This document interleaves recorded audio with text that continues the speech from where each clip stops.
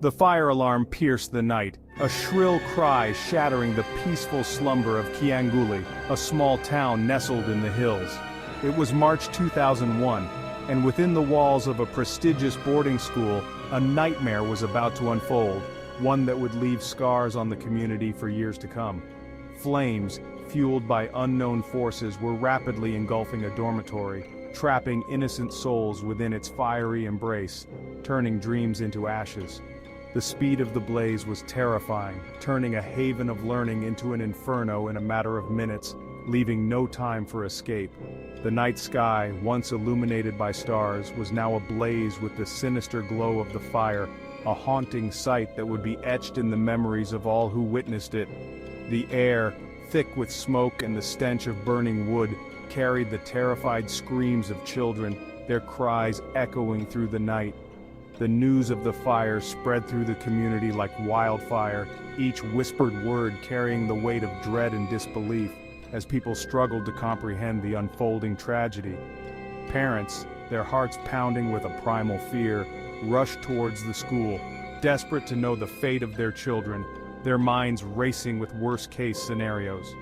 The Red Cross, a beacon of hope in the face of disaster, mobilized its teams, preparing for the grim task of rescuing survivors and comforting those who had lost everything, their presence a small solace in the chaos. Ambulances, sirens wailing, raced towards the inferno, each bump in the road echoing the frantic beating of countless hearts, a race against time to save lives. The scene at the school was one of utter chaos, with people running in every direction, their faces masks of fear and confusion. Firefighters battled the raging inferno, their faces illuminated by the fire's angry glow, their determination unwavering despite the overwhelming odds. Water, a precious weapon against the inferno, seemed to have little effect on the blaze that had already claimed so many young lives, a stark reminder of the fire's relentless power. The heat was stifling, making it hard to breathe, and the air was thick with the acrid smell of smoke and burning flesh, a suffocating blanket of despair. The cries of the injured and the terrified screams of those trapped inside the building were heart-wrenching, a symphony of suffering that would haunt the town forever. Inside the dormitory, panic had gripped the students. The fire, spreading with a horrifying speed, blocked the main exit, trapping the terrified children within. The windows, barred for security, became iron cages, mocking their desperate pleas for escape. The heat intensified, the air becoming thin and scorching, making each breath a struggle for survival. Some students, in a desperate attempt to escape the inferno, resorted to desperate measures. They clawed at the walls, their young hands scraping against the unforgiving concrete. They smashed windows, their cries for help swallowed by the roar of the fire. Mattresses were thrown from windows, creating makeshift escape routes, but many fell, their bodies broken on the unforgiving ground below. The fire spread relentlessly, fueled by the dry wooden structure of the dormitory and the flammable materials inside. The flames danced across the ceiling, casting grotesque shadows on the faces of the terrified children. The air, thick with smoke and the smell of burning flesh, became unbearable, choking the life out of those who inhaled it. In the midst of the inferno, acts of courage and selflessness emerged. Older students, their instincts kicking in, tried to shepherd younger ones to safety. They shared their meager water supplies, offering comfort and a glimmer of hope in the face of despair. Some, with their last breaths, pushed their friends towards windows, giving them a fighting chance at survival.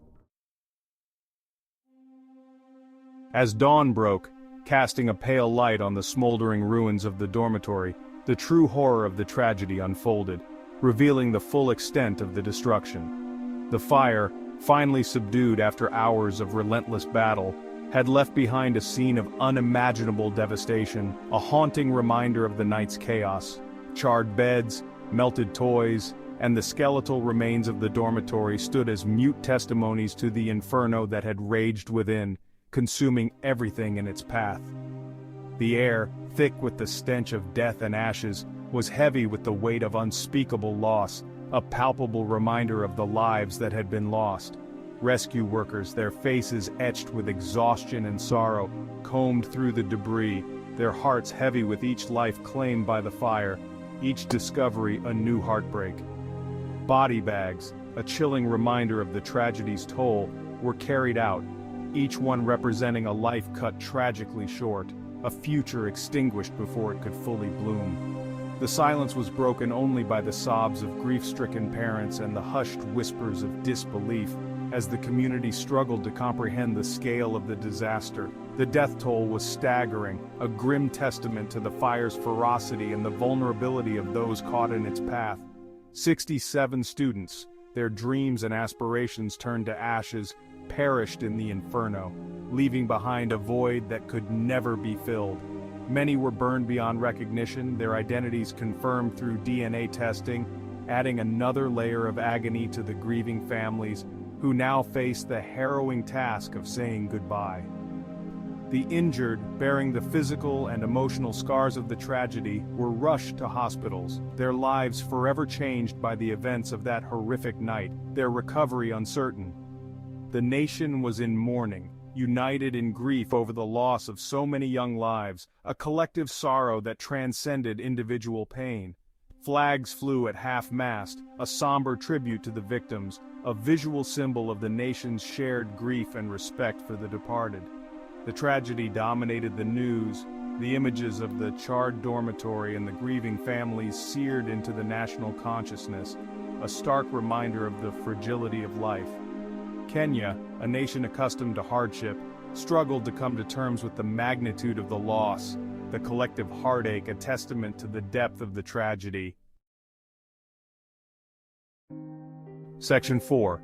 Anguished Hearts, Parental Grief and Despair. For the parents who lost their children in the kyaguli fire, the world as they knew it ceased to exist. The agonizing wait outside the school gates, clinging to hope, even as their hearts pounded with dread, turned into a nightmare they couldn't wake from. The confirmation of their worst fears, the sight of their child's name on the list of victims, was a blow that shattered their souls.